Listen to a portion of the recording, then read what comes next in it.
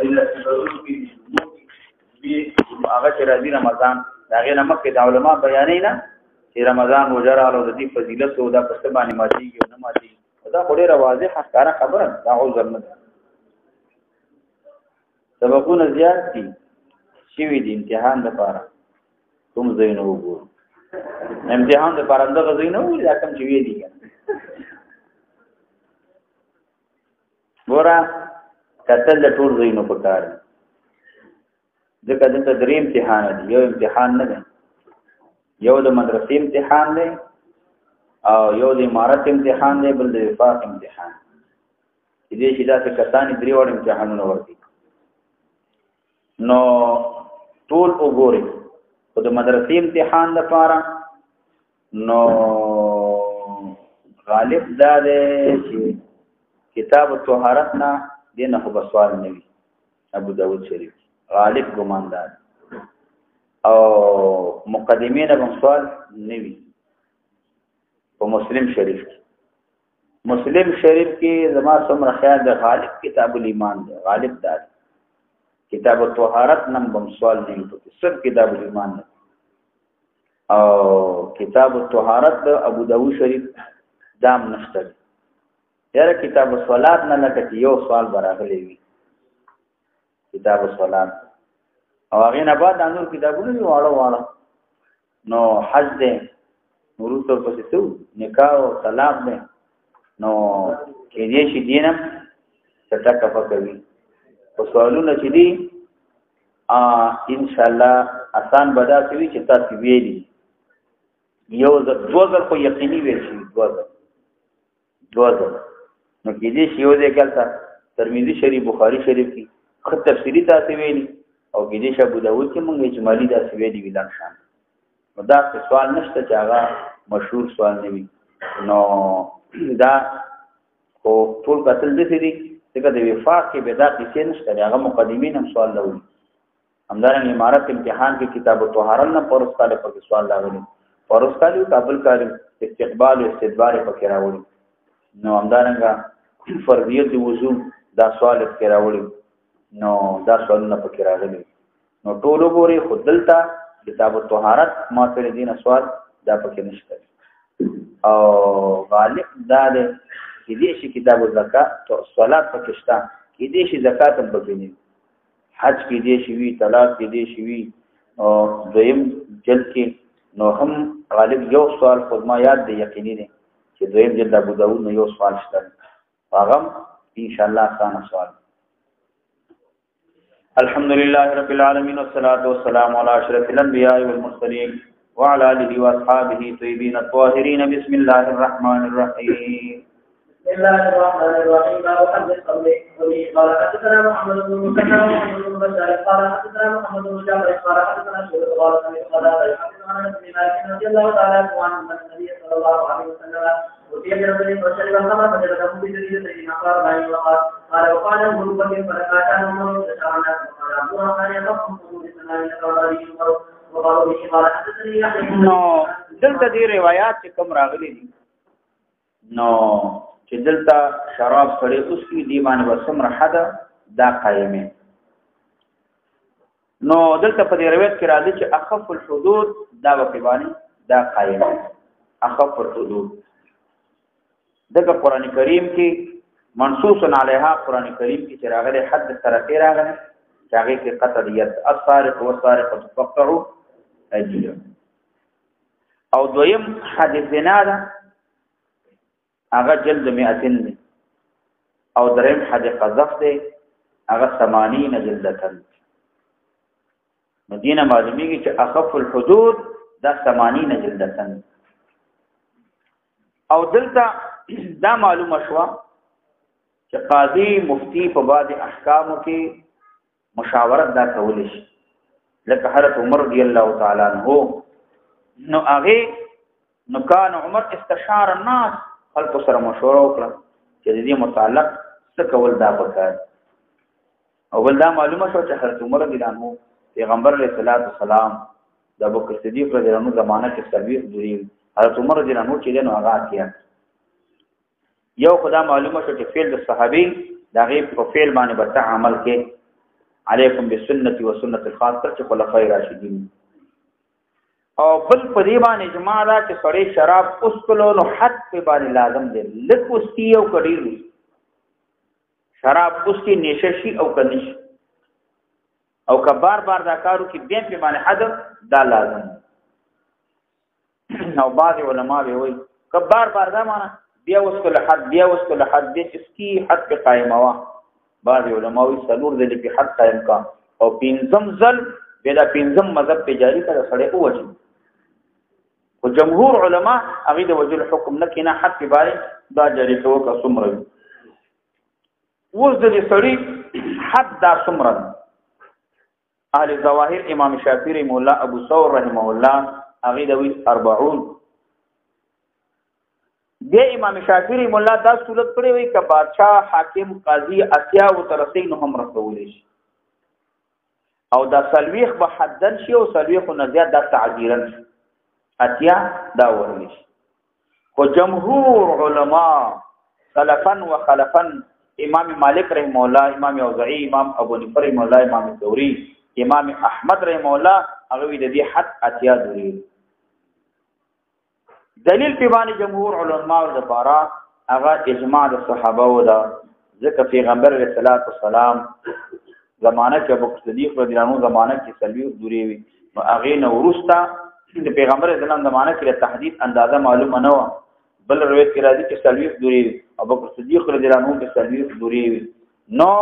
بیا د حضرت عمر رضی الله عنه زمانه کې صحابه سره مشاورت شوه ټول اجماع په دې باندې راغلي چې دې ته اتیا دوری دا ورکول دي. خو چې شراب اوس کې نشه ویو کني کله شراب نه ما سوا نور څه دی وسته د خرماو به وسکلی د غنمو د جوارو د وریجو د دې او به وسکلی. امام شافعي احمد رحمه الله جمهور علما دې قائل دي چې دا څه به حد کېږي لکه شارب الخمر چې دا حد کېږي. امام ابو حنیفه رحمه الله کوفیین هغه دا وایي چې دا حرام هم نه دي همدارنګه په دې باندې حد دا هم نشته. ابو ثور رحمه الله هغه دوی چې دا حرام دي د څوک عقیده تحریم وي نو هغه په حد کا عقیده اباحت وي نو می حد کا حد کوي ما. ورسره د روایتو کې مراد حضرت عمر رضی الله عنه چې دا زیاتواله کړي هغه د دې وجه نه کړي دي چې خل آبادی تلاړ الته او ډېرې وي آبادی ډېر وو انګور ډېر وو یو دې کې انګور ډېر وي نو الته خامخا شراب کولو انګورونو نه ټوکېږي نو خلکو په دې کې ډېر زیاتواله وو. حضرت عمر رضی الله عنه دا ویل چې پیغمبر اسلام ابو صدیق رضی الله عنه زمانہ کې په سلويخ تو باندې اکتفا کېدل او نو اوس دې زمانہ کې په سلويخ خلک اکتفا نه کې سلويخ درو باندې خلک دروړيږي نو هغه دې لپاره چې د عقل منشي د منې کېدل لپاره اتیا درې مقرر نوای. قال حدثنا خالد بن ابي سهل قال حدثنا شعبة قال حدثنا مقاتل قال رضي الله تعالى عنه يقول في رسول الله صلى الله عليه وسلم قال حدثنا محمد بن مسلم قال حدثنا معاذ بن هشام قال حدثني ابي عن قتادة رضي الله تعالى عنه عن النبي صلى الله عليه وسلم بالقول بالذي من يعصم من بعيد فما كان امره من الريف ريف هغه مواضيع ته ویل کی چې هغه په وګوي آبادی ویلي ته ویل نو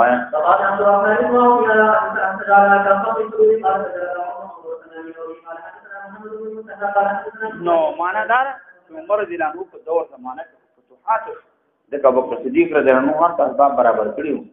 صحابه کرام دې لري ډېر دینو کې آبادی کې بل کافرانو مشرکان اوسېدل د کوڅه په دې آبادی او خارونو کې آباد دلګان اوسېږي او دا نور ملګری چې دا اکثر ورونو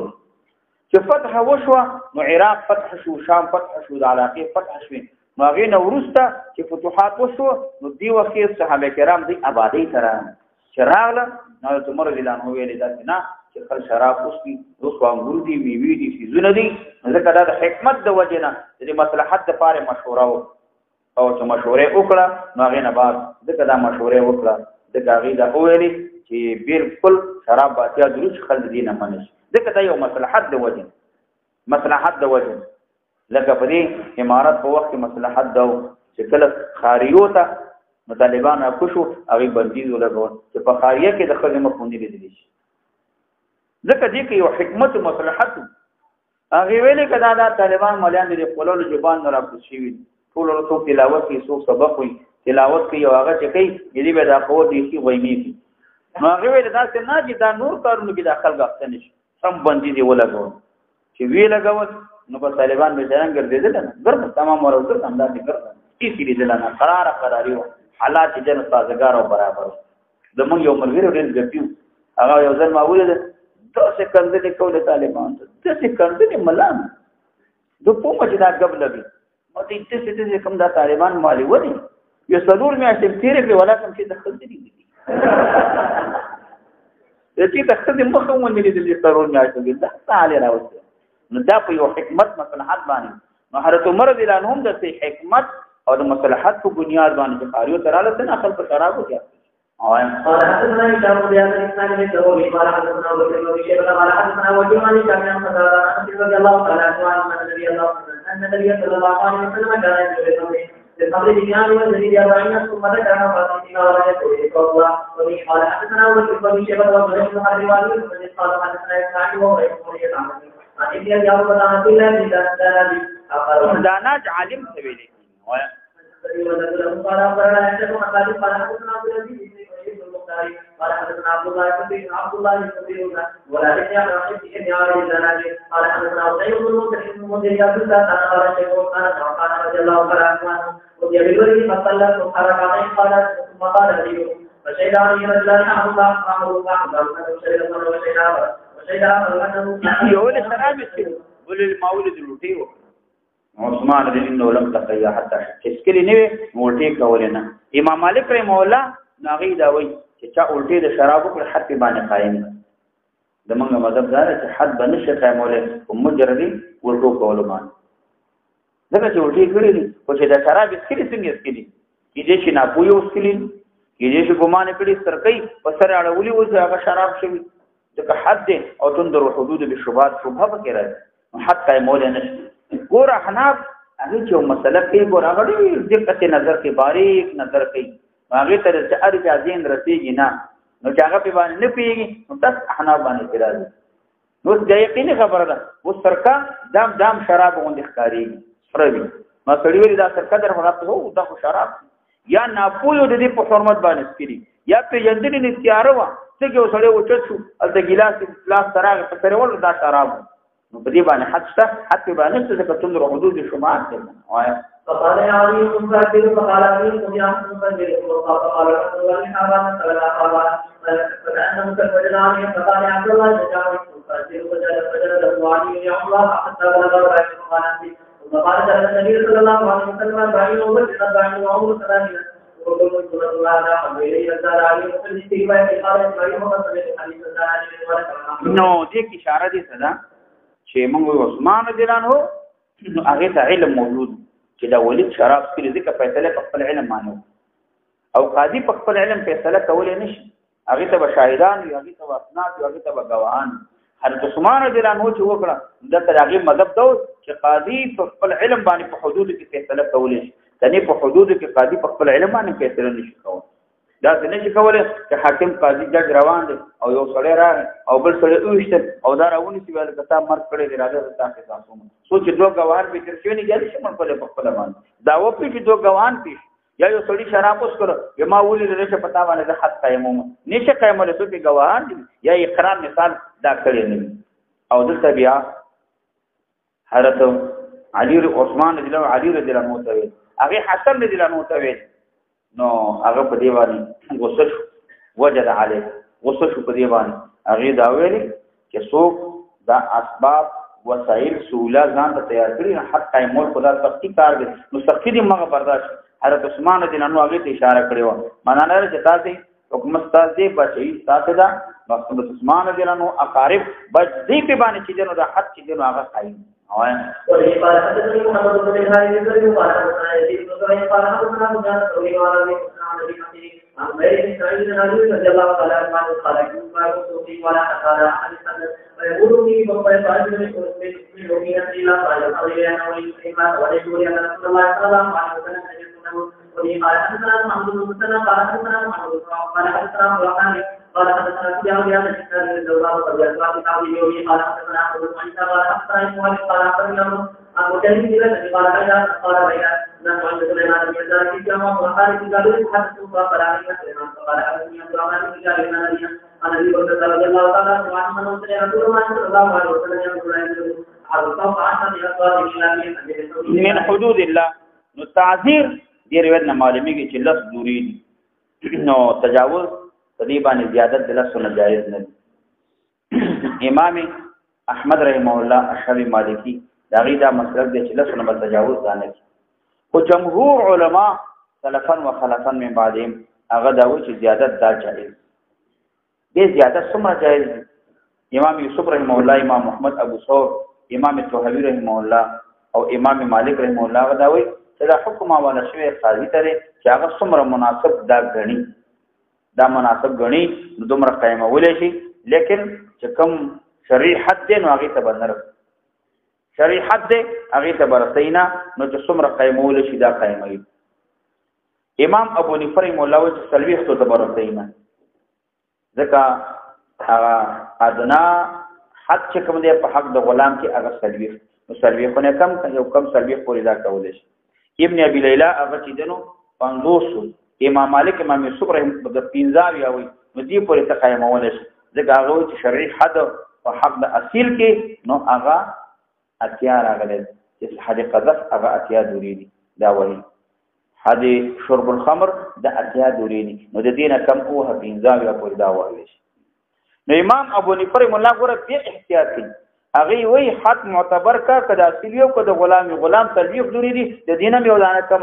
یو کم تلویح ته پوریدار تلویح ته رسوامه ځکه دا حد من حدود الله دی صراحتا حدیث نه معلومیږي دي ته رسوامه. امام شافعی رحمه الله جمهور شاګردان ډیر شاګردان امام شافعی رحمه الله دا وی چې ادنا حتی تعذير دار رسوامه ادنا حتی دا تعذير د امر رسوامه او د دینه ما سوا چې حاکم څومره مصلحت غني چې د فرض حد دا قائمول شي. او کته د حدیث کې خلص را دینه په تجاوز نه نور فقها محدثین علما هغه خصوص کم اتیاو تر رسې کم تلويخ تر رسې مو دا حکم ابتدا کړو نو هغه نه بعد منسوخ شوی دلیل په نسخه باندې دار هغه نه بعد صحابه کرام اجماع په دې باندې راغلي دا صحابه کرام چې هغه د دینه تجاوز کړی دي ډیر صحابه کرام لکه تجاوز کړی دي نو ځکه دا ابتداء او اولا دا حکم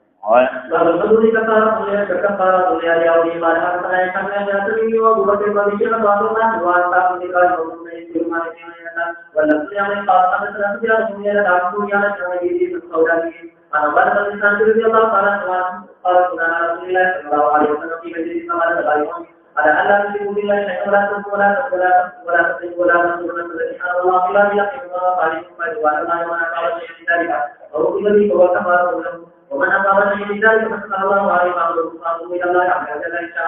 شاء الله وفي قال حدثنا مصعب بن سويد قال أخبرنا عبد الرزاق قال أخبرنا عمرو بن سويد بن حديث علينا آية فإن لا يشرك بالله شيئا لا يسوي قال حدثني إسماعيل بن سعيد قال أخبرنا مسلم قال أخبرنا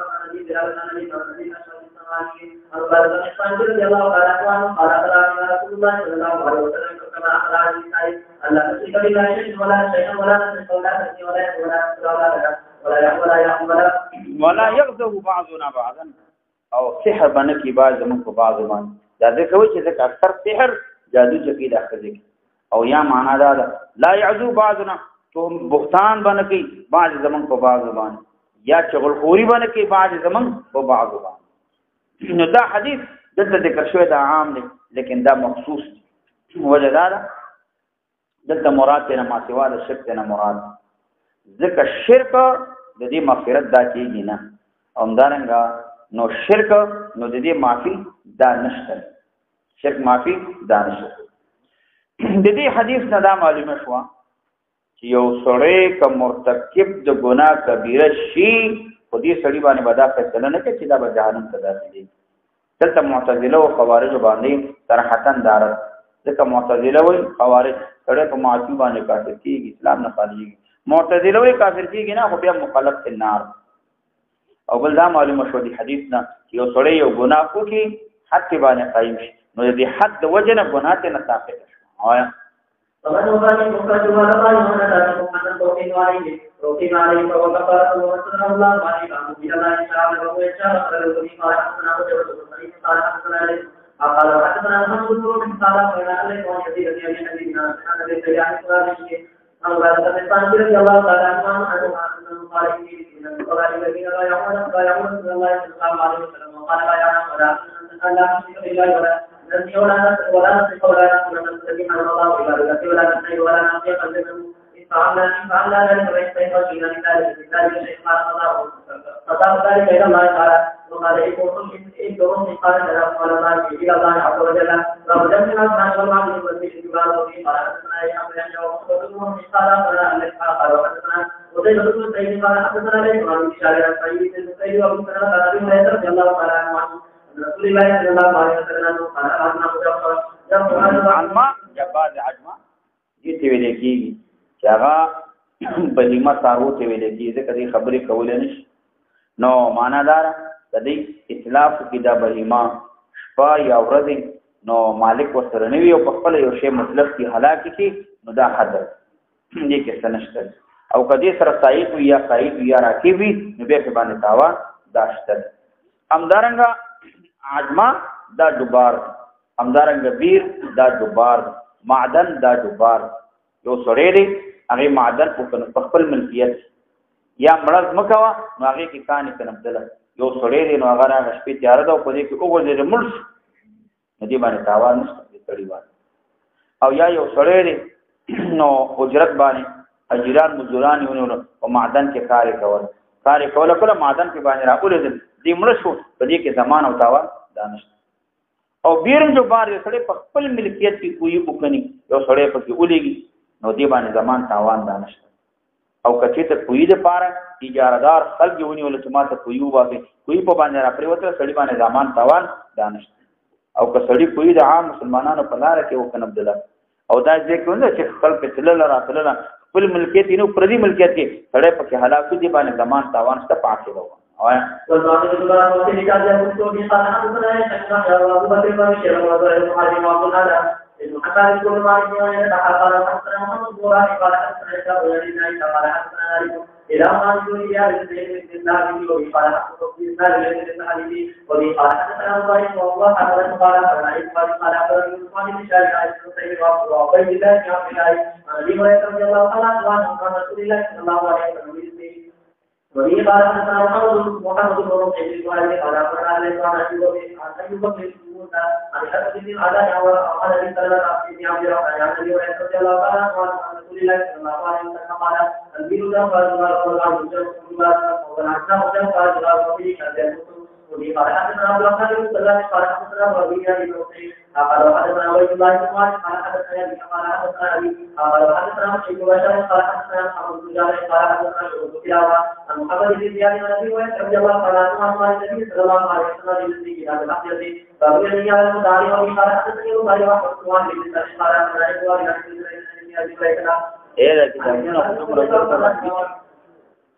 ابي کتابونه خو نږدې نږدې راځي نو دا خو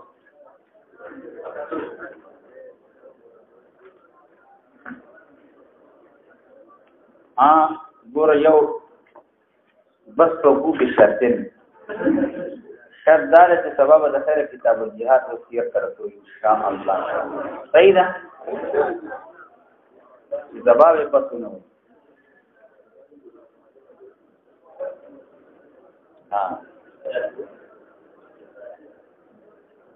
صحیح ده ان شاء الله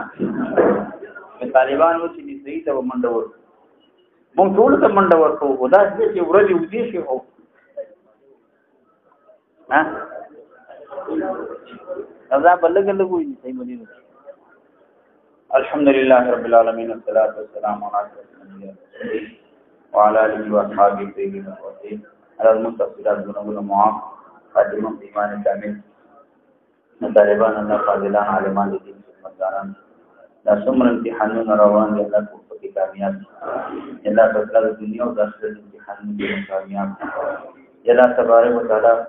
الاسلام ودين سنت الله کامیابی اتفاق او اتحاد نصیب